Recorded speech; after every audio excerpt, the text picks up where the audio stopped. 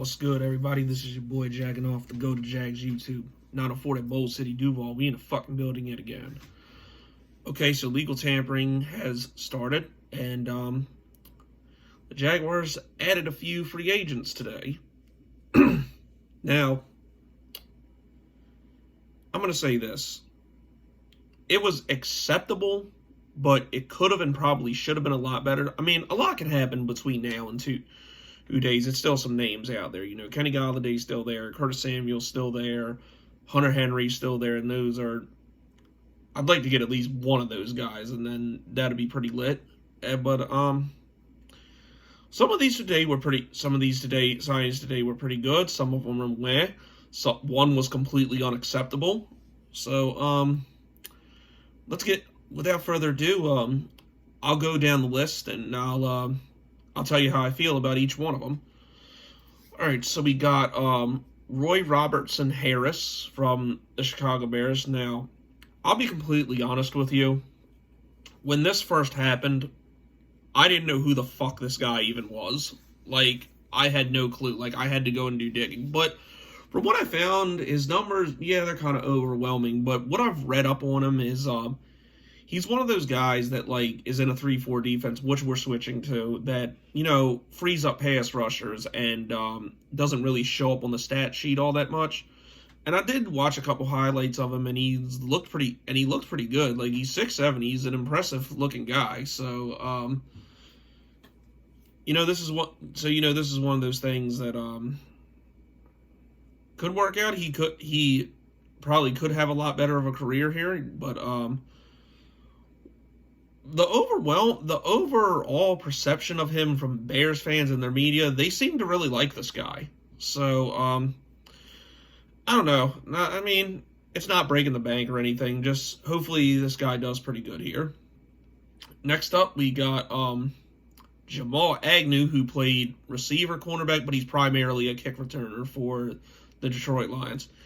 Now, this is cool and all. He had 5 total punt returns for touchdowns, which is good. I mean, we need a kick returner. I mean, Dede Westbrook's gone, and we really don't have a kick returner. So this is solid, but at the same time, it's like, this I think was our second or third free agency signing, and we're bringing a kick returner in. So, I don't know. It was a bit underwhelming, but, but for the most part, I like the signing. So, yeah. We got Rudy Ford, who is a safety from the Eagles. But he's mainly used on special teams, which, I mean, to be honest, who gives a fuck? This was clearly like a depth and special teams move, and like, I don't know, very anticlimactic. Next up, we have Philip Dorsett. I'm going to be honest. I hate this fucking signing. I really do. I fucking hate it. Like, I would have rather seen Keelan Cole or Dede Westbrook come back than this guy.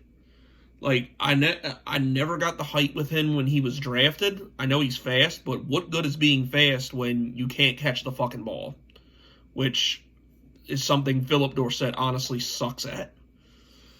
I have even said, with DJ Chark, Laviska Shenault, and Colin Johnson, if we get a decent tight end, we could go out on the field today and have a pretty good receiving core for Trevor Lawrence. But at the same time, one more wouldn't have hurt. And this was not the guy. So I'm hoping we do something else.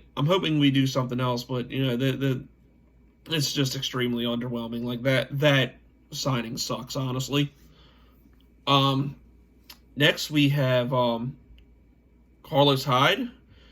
Now, this is a weird signing to me.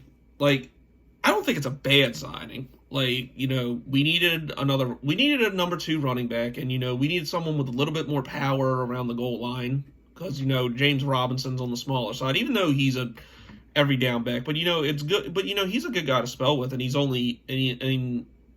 think he's only making $3 million a year. I think it was like 2 years for $6 million. But if you guys remember, Carlos Hyde was actually with the Jaguars in 2018. We traded a 5th-round pick for him. apparently Dave Caldwell, Tom Coughlin, and Doug Marrone didn't like him. They cut him. He went to Houston, had success there. He went to Seattle, had success there, and now he's back. But I guess it kind of does make sense because Trent Balk was the GM that actually drafted Carlos Hyde when he was in San Francisco, where he had success, and then Urban Meyer was his coach at Ohio State, where he had success. So I think the second time around should be a little bit better. Like, it's a good signing. So I'm fine. So yeah, I'm fine with that. Dejuan Smoot is back. He signed a 2-year, $7 million deal, which technically he was a free agent. He's on the open market. So I'm very glad. I'm glad we got Smoot back. Like, I thought he was going to get paid more than what he got, but was it 2 years for $14 million, or $7 million a year? So that's a good signing. So I'm happy to see Big Smoot back, and hopefully he'll have 2 good years and be back after that. And then last but not least, I feel like if we didn't do this signing, that the free agent class so far would have been borderline unacceptable.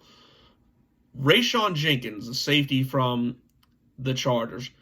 First of all, thank fuck we got a safety. And look, I know this isn't Justin Simmons or John Johnson, but this guy's good. He's had 2 since becoming a starter, he's had 2 very productive years in LA, and he's better than any fucking safety we got right now. So I don't think details haven't come out about this contract yet, but I don't think it was too ridiculous. So yeah, I feel like this is by far the best signing we had. So but yeah, we'll see what happens. That's all I got right now. It's your boy Jagging Off. Go Jags. Do well till I die. I'm gone.